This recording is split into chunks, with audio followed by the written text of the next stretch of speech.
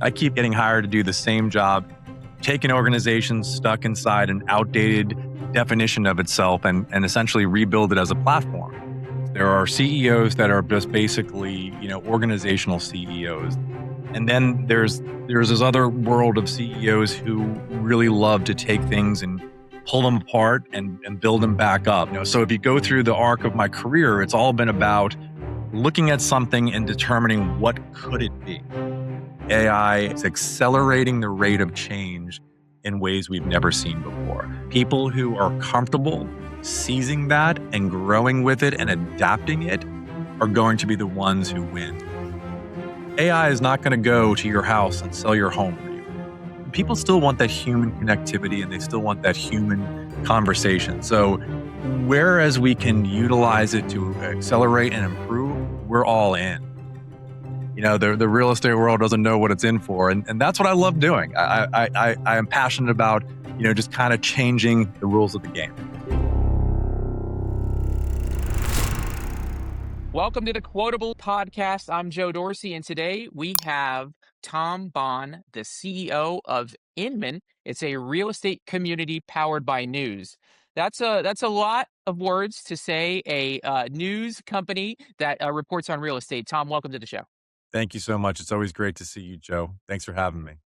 Tom and I and the guys, John and Paul, go back a long time. We worked with Tom on a lot of projects. Tom is a serial CEO in that he jumps from company to company after he grows them and finds something new to do in the future. Tom, tell me about Inman and what you're doing right now, and we'll go from there. Yeah, no, thanks, Joe. Look, I am basically, I keep getting hired to do the same job in essentially different industries, take an organization stuck inside an outdated definition of itself and essentially rebuild it as a platform. And that's kind of the same case here at Inman. Inman has a very long and storied history of incredible news, um, dating back almost 30 years now, bringing in really strong editorial to the real estate community. As news is changing. How people access news is changing. So, I always say to folks that, industries, don't change, definitions change. And really what we're doing now is changing the definition of what Inman is from basically a news organization to a community organization that's delivering to people in the industry what they need when they need it. So that's where I'm at, and I love what I'm doing. I work with a great private equity platform called Behringer, and they're incredibly supportive and love where we're headed. What attracted you to Inman? What attracted you to this idea to move to this space? Yeah. So, it's interesting because this is one of those platforms that I actually actively wanted to connect to. And let me explain why. And there's only one other time this has happened in my career. The first time was with the veterinary community because it was something I was passionate about. I'm passionate about dogs in particular. And veterinarians are some of the smartest people I've ever met in my life. And they were absolutely wonderful to be around. What attracted me to this is that you have this incredibly powerful brand that's been around a long time and has all these incredible facets and features that you could pull from and play with. So, like I said, it's really not uh, uh, uh, uh, about the industry changing. Yeah, sure it is. The definition of who and what we could be is changing. So we're really just redefining it. So I looked at all these like celebrity realtors and all this interest around homes. I mean, people's the largest investment is in their home every single day. And when you really look at people who are connected to Inman, who are the top 25% of realtors and brokers and property technology companies, they take what they do incredibly seriously. This is an art. This is not like my brother-in-law who got his realtor license so he can save a few, shekels here and there, on flipping properties. This is like the real deal. These are folks who, do this as a job, as a career, and as a passion. And it was exciting. It was motivating, to really be out there. Look, I worked with you guys on a lot of different projects in the past. One of my most famous or infamous things is when I brought up a puppet dog on stage who had a body sense of humor and wound up almost getting me, canceled even before culture cancel was actually a thing. Still, I think one of the greatest things I've ever done in my career. I would do it again in a heartbeat. But that's what this is all about. It's really kind of changing the definition of who we are, what we're doing, and bringing a lot of disruption to that. So, if someone posted on my account, when this was first announced, they're like, "Oh shit." The real estate world doesn't know what it's in for, and that's what I love doing. I am passionate about just kind of changing the rules of the game. You've done this a lot where you grow companies. What draws you to that? Like what inside you makes you want to jump in and kind of shape those different, I mean, and they're drastically different Yeah. organizations. Like what makes you want to do that? I think there are, different types of CEOs. There are CEOs that are just basically, organizational CEOs. It's a very political role, and they kind of keep the ships running and the trains moving, and making sure that the risk is mitigated, and that.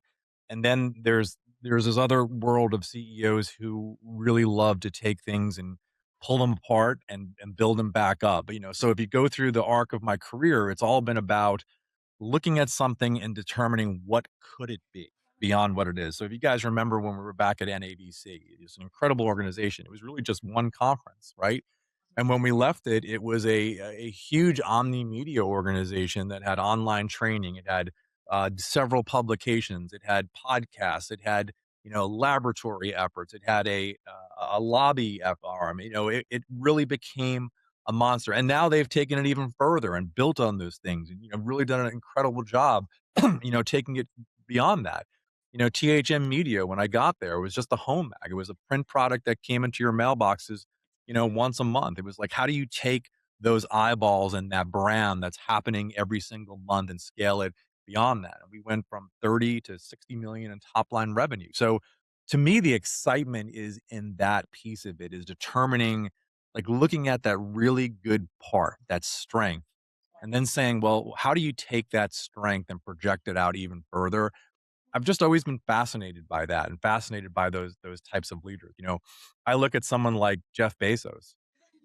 I think is honestly, whether you love him or hate him, or on different things, he's been a brilliant CEO in terms of how he's taken a online bookseller, right? Guys, we forget that an online bookseller that now is literally embedded in every single part of our lives, from our daily shopping habits to our technology platforms, to you just go through the list of all the different things, to our servers. I mean, how many things now are hosted on Amazon servers? So I just think looking at the strength of something really cool like that and building on it is just something that's always fascinated me, and those are the types of leaders I like to emulate and model. Yeah, I have a question. Well, it's a two-parter, with a follow-up. Each with three parts. No, but, Section we A. always we always realize, working with you and everything is that you're not afraid to just try something, which we've seen. You'll sit there and you'll say, "All right, yeah, let's try it." And have you found that that's helped when you move from each one, or have you learned from that a few things and said, "Okay, maybe I need to do a little bit more research before jumping into that." But I mean, what have you from going from I'm company to company? always I think one of the ill-conceived notions across leaders like myself is that we don't do deep dives. I can go from 5 feet to 10,000 feet very quickly. So I'm always well researched in the approach. I would say the track record is probably 85%, which is damn good. And I'll take that because most organizations sit still and go nowhere, right? They literally are caught in an old definition of what they were and can't move forward. So I will take, I hire people for pace, not for pedigree. I will take people who can move quickly and make five mistakes, very rapidly, learn very quickly, and then get to that next level that kind of leads it to success. I think even if you go back to like some of the more interesting things I've done on stage, which always created, good laughs, fun, controversy. Yeah, no, I would do it. I would do every bit of it, and I'd probably even lean in harder now because back then, if you remember, there wasn't really that influencer world, right? Right. So Right. that was all kind of net new. When you're going out there and you're looking at AVMA and taking on the 800-pound gorilla, and you go, no, this is now ours to manage. This is now our world that we're going to be in. It takes a lot of confidence in your team. It takes a lot of confidence in your product. And everywhere I've been, I've believed truly in the product I was representing, because I think one of the big differences too is that I become an extension of that product, right? So wherever I've been, that's why whenever I change, it almost kind of rattles people because I get so identified with what that was before. For me, that's normal, but then they've got to shift their mindset to go, oh, wait, he's over here doing this now. How do we follow that along? But I love that. And I think that you've got to take risks. You've got to be willing to do stuff, but you got to be prepared for the consequences. And okay. I mean, look, think about the world we live in and what we're all able to do. We're sitting here on a camera talking and joking, and this is part of our lives. You go back, 50, 60 years, people were showing up to factories, grinding it out for 12 hours, covered in soot, tired. Food was a battle for the average American. We're incredibly blessed. So, like, let's put it all in perspective and realize what we do is pretty damn good considering what we could be doing. One thing I want to touch on with Inman is AI. It's kind of the elephant in the room right now. Yeah. It was a buzzword, everybody's saying it, and it's getting a little backlash now. You've probably noticed. But where is Inman going to lead into AI, and how is it going to help or hurt? Look, AI has become one of those things, like, we've gone through all these different cycles. It's I think that it's going to affect everything just like the internet did, just like other things have done, in the past, it's I think what it's doing, though, is it's accelerating the rate of change in ways we've never seen before. And I think, again, people who are comfortable seizing that and growing with it and adapting it are going to be the ones who win. So we are pushing AI capabilities and AI connectivity through everything we do. It still doesn't take away the human connection, right? AI is not going to go to your house and sell your home for you. Yeah, it could, but people still want that human connectivity and they still want that human conversation. So whereas we can utilize it to accelerate and improve, we're all in. But I don't see it as any different than any other thing that we've faced. We went through COVID. We thought that was going to be the end of the world, right? And here we are now with something that can be tapped for the good and for improving things. How do we harness that? How do we grab that? Look, I'm all in. I've got agents running on my computer all the time in the background. I used my AI agents to even prepare for this conversation because I'm able to do what I'm best at, which is to say, hey, here's where I'm headed. Here's the perspective.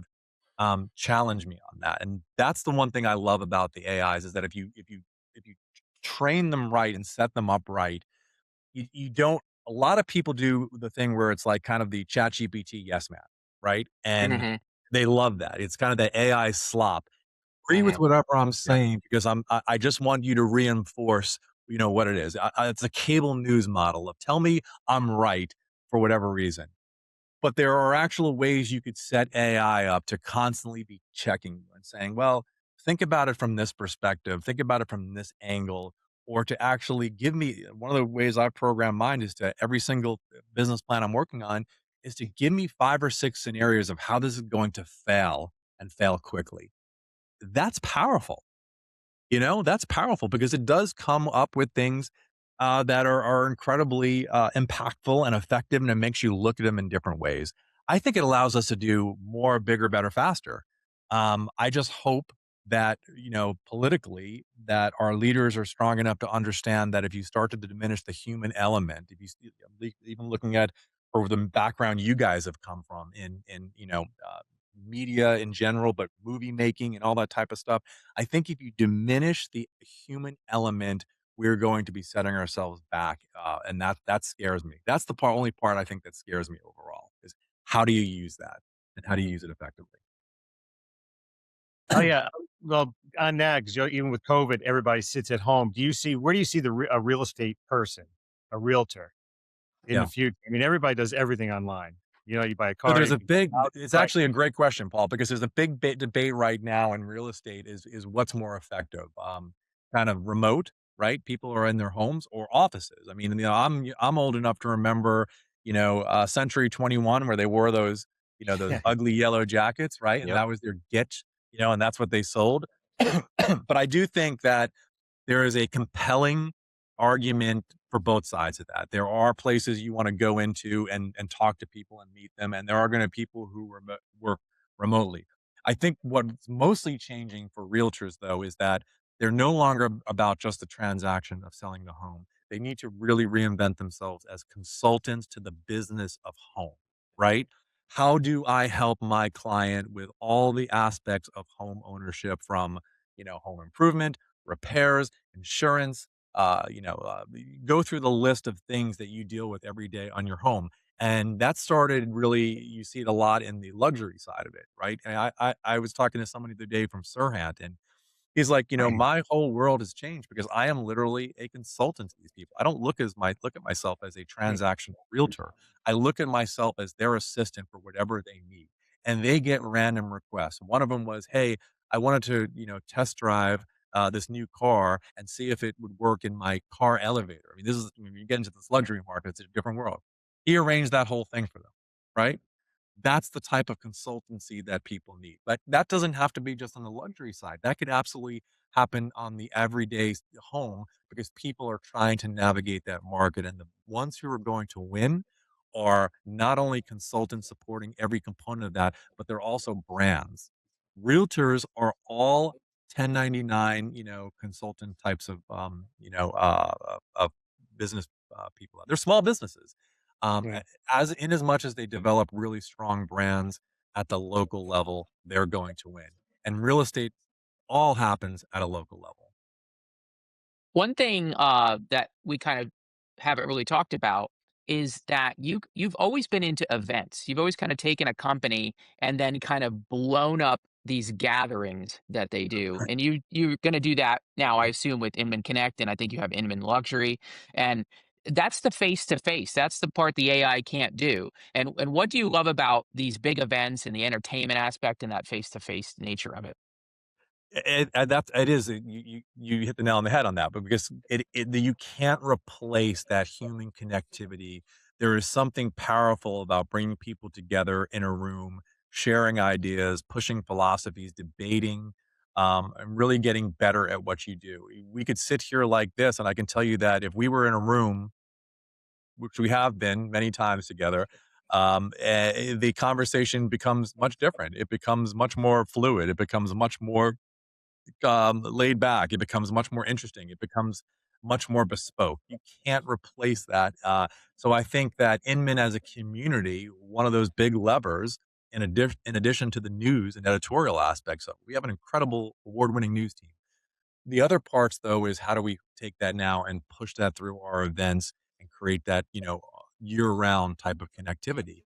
You just can't beat that. I think you've seen even the valuation events when they're selling and trading now, in M&A markets, they're doing incredibly well because people do see it as a moat against some of these significant changes in AI. I actually have a fun one for you. So when we were doing the Back to the Future video, Yeah, you took my son, Jack, who I think he was like 10 at the time. He's 20 now, which kills me. I But love it. you took him for a ride in your car, and it Yeah. was the greatest thing, and he keeps talking about it forever. I don't know Which if you car remember was that. that? Well, I I don't know. think I've had so many cars, guys. yeah, It It was was the my Jag. Yeah, Jag. it was my supercharged Jag. I thought it could have been the first Tesla. So Yeah. my question is, and actually it's Jack's question, what car do you have now that you're passionate about? Oh, this is gonna be funny. So I have an Ineos Grenadier. Have you heard of that? I It is have I a not. got, I'm gonna Google it. it Ineos is a Grenadier? yeah, an What? Ineos Grenadier. It's a European import. It was started by this billionaire in Europe who said that Land Rover has become too bougie and too, pedestrian, and let's build something that actually feels and looks like a Range Rover used to feel. So I drive that now, and then my other car, because my wife and I both share our cars, is a Volvo XC90 because I got to the point where I was getting really tired of having to pick my parents up and throw them in the back seat of my car because everything was, or, squat down into it. So the Yeah. XC90 was this perfect position car that they could get in and go with us wherever they needed to go. So, but I mean, that to me is kind of the places I like to play on. I mean, when Tesla first came out, it was a wildly different company. It was much more bespoke, and they would come to your house and repair it and do all these types of things, and it's changed so much in terms of a product now, and I think it's lost a lot of its magic and its vision.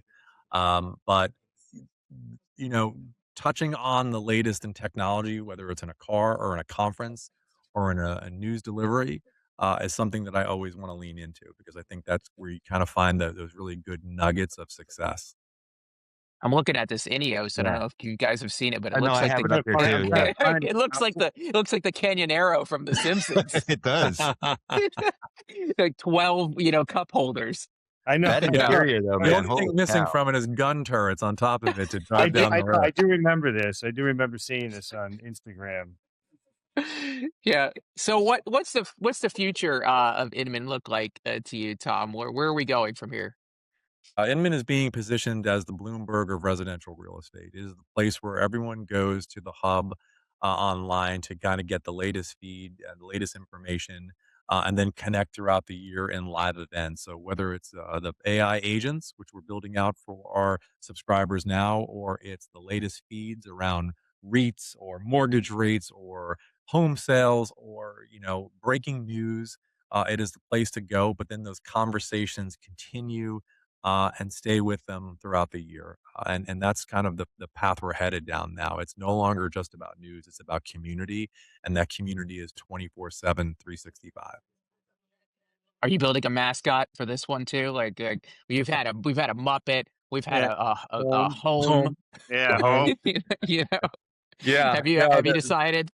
Yeah. The Winston the sheepdog which as you guys know, were built off of a dog that I had for 14 years, Winston, Hmm. the old English sheepdog.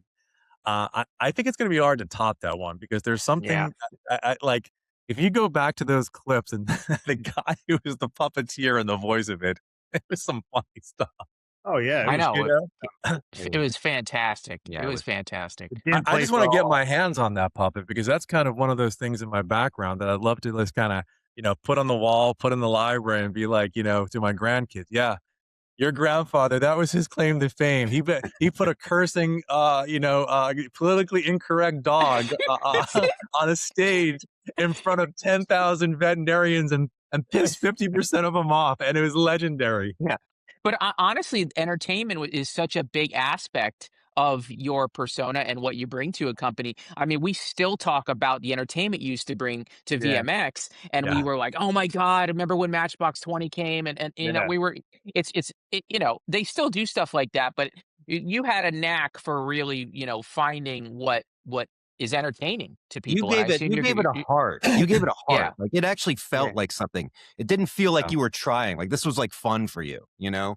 Yeah, it's because I really lean all into it, and it is fun for me. It is something I genuinely love that human connection and that conversation. I was absolutely enthralled by veterinarians. I still am. I just think they're some of the most amazing people in the world, what they do. I mean, they're so damn smart. They could go into human medicine, make millions of dollars, but they grind it out. They still do well, but it's so hard.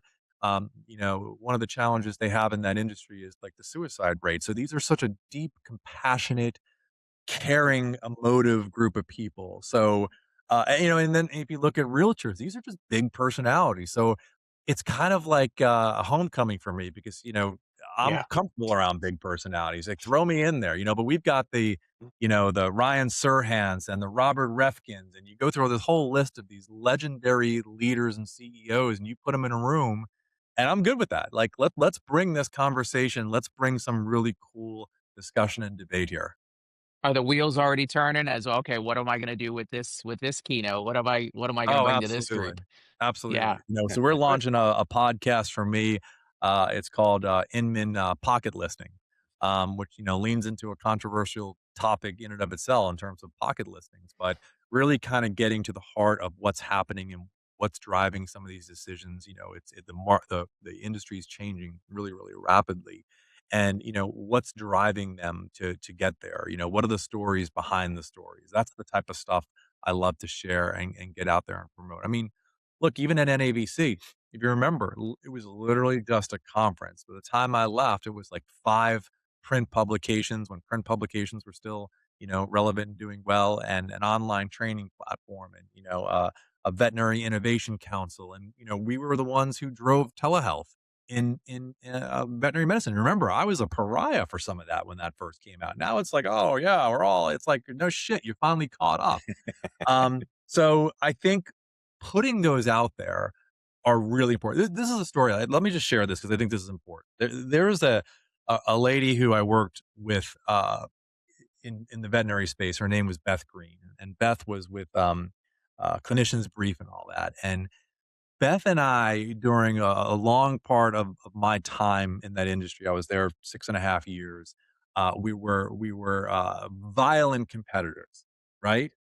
And, I really took a lot of share away from what was initially her existing business, which forced her to pivot in her company, which led to an extraordinary exit for her and what she did. Till this day, we are still supporters of one another, friends, and look at those times as it is so good to compete and can compete hard and heavily, but not make it personal. And I think we've lost that art of not making it personal, right? It Yeah. changed how she had to operate her business. We changed how we had to operate our business, and it made us both better, both companies stronger. And to this day, we're able to see each other, hug each other, advocate for each other, and still be friends. And I think that is a powerful testament to when these types of things really click and really do well. Are you guys at Inman all working remote, or are you guys working at various headquarters? How's this structure? And then give me your philosophy on remote work, since we're talking about it. Yeah, we are mostly remote. We do have a shared space in Manhattan that I'm at regularly for different types of things because a lot of real estate happenings happen in Manhattan. So that's great because I get to see my son, which is, as you guys know, is the heart of my world. John, you had mentioned your son's 20, mine just turned 24, and that goes by in a heartbeat. So that's great. I think that the best work is done when you're together in an office, but I'm also well aware that that's changed dramatically and you have to work around it. So one of the things like we use heavily now, it's not, nothing new or exciting, but the way we use it, I think is very, very effective, which is Slack. We live inside Slack, beyond email and beyond anything, huddles and quick connections like this. It changes the dynamic of that. So I feel very connected to the team who's spread from, coast to coast. But nothing I think ever replaces being in that room and building it from the ground up. That's always really powerful. But I'll tell you, working from home, working in a remote office like this, it's you work harder. Like people, like I know there's sometimes people think, oh, you're just sitting there and you get to sit on your couch. You're grinding all day long because you're Yeah. not even eating lunch because you're just Yeah. into it. You're getting stuff done and there's no distraction. So there's pluses and minuses. I think the best of both worlds would be like a 3-day in office and a 2-day remote, some type of balance like that. That's just my general philosophy, but who knows? I'm 52, I'm old. No one gives a shit what I think anymore. And so, bite my tongue on that one. All right. So Oh, that's a first. I know. I know. No, I just had to go back to you always see on Instagram and everything, there's the person from Tampa, and she has all on TikTok about going around making these funny things about real estate, but actually showcasing the house. Now you have another person in New York, an older one that he's doing the similar, and then they're battling. You know, do you see a disconnect between an older generation of realtor and then the younger? Do you feel like they can learn from each other, or do you see anything in there where you have to try to bring that together? Because also you're not going to have the high end people aren't going to do that same thing. Yeah, I think that so many people now get their news and information from socials, and you have to lean into that. And when you're building a brand that is so based around you as an individual consultant, and particularly for a realtor, you have to lean into that. It has to be part of your world. the days of, I remember earlier in my career, I would go to the Rotary Club. I mean, you remember that? I mean, now Yeah. you go into a Rotary Club and you're blowing dust off people's shoulders. That's when the dynamics changed, right? So, Instagram has become the modern day Rotary Club. Look, I love Rotary Club. Don't get me wrong. I'm not criticizing it, but it's such a wildly different experience now, and Yeah. you've got to be vulnerable. You've got to be willing to get out there and be comfortable in your own skin. And I think this next generation, came up through that, and they are very, very comfortable doing that. And I think to their absolute benefit. So I do have a question to that too. Then, what would you say to people that aren't posting enough on socials? They're not putting videos out there. What strategies would you give them? I think they have to lean into really being true to themselves, like, being authentic, right? You can't just go out there. I mean, I've watched some people do this type of stuff, and you can tell they're not comfortable, right? So if you're not comfortable as yourself, how do you turn that around and interview others? Maybe, how do you talk to homeowners who just went through the process? How do you feature homes and give tours of homes, and, it doesn't put you in the middle of it? Make it authentic, make it your authentic self. You don't have to be on, line, skateboarding down the street, with a giant house chasing you or a mascot, right? You need to be your true self. But I do think you need to be out there because people need to get a sense of who and what you are, because they're trusting you, particularly on the sales side, with the biggest asset that most people have in their lives, right? So I think it's definitely different than your financial strategist. I don't know that I would want my financial person to be out there doing like wild Instagram videos, and that type of thing, right? It's just different. Mhm. But I do think that I do want to understand that my realtor understands the trends, what's happening, has a network. Because at the end of the day, it really comes down to having that network and understanding how to move a property, how to position a property, how to really understand it and to show people what it could be as opposed to just those basic comps. If all you're doing is selling comps, you're losing, right? You're not doing what's best by your client. You have to sell kind of the vision and the heart of what that property is, what it means. What would be your best advice then to give somebody who's starting in the business, who's younger? I would say the best advice I could give to them is to understand that it's not a quick ramp. These folks take years to develop, and to position themselves. It's like it very much is like, some of these people who go out and become, financial advisors. It takes years to establish yourselves and to kind of build up a book of business that's sustaining, your life. So be prepared that you're probably in the first couple years doing something else with it, right? It's connected next to a grind, right? But to also be willing, you've got to lean all in. If you're going to be a successful realtor, it's not a hobby. It is a career, it is a job, and you better take that shit seriously because it's important to people. All right, Yeah. Tom, I think we've covered most everything. Is there anything else you'd like to talk about with us before we go? I'd like to go deeply down into the political spectrum today and really kind of cover that deeply. Talk Let's about dive in. Yeah. Yeah, on the first let's just one. rip the Band-Aid off. Oh, I mean, Is a We'll touch on CEO that. April 2020 or 2026 to May 2026. yeah. And Well, then I I mean, got some thoughts about what's happening in the Vatican. I want to get on that. Really, really, really just touch on that. Make sure people know where I'm coming from. Yeah. No. you Yeah, the know, Pope. The Pope. I'm, Soft on crime? well, I'm surprised. I'm surprised because I keep on waiting to see on Instagram, like a couple of your photos. It's like with the Pope. With Yeah. your time. You're Hey, just, you're out there. It's like, listen, if the what's your Pope what's your needs a next house, I can rating? get him connected to the best realtor in the country for his type of house. He's definitely wants to focus on whites. He's into the neutral colors and the gardens, the nice garden I spaces. know, it's so many paintings and murals. I mean, Absolutely. I didn't find the They're place everywhere. everywhere. That's great. Statuary is always important. You got to make sure you have the right statuary. No, I think Marble. One word. Marble. Yeah, Marble. Everything. that's I do want to tell you guys something, and I mean this sincerely, and not just for the purposes of this this podcast. You always in life want to work with talented people, and you guys are obviously talented. That goes without saying. But I think more importantly, you want to work with good people. And what I have found is you guys are all good people.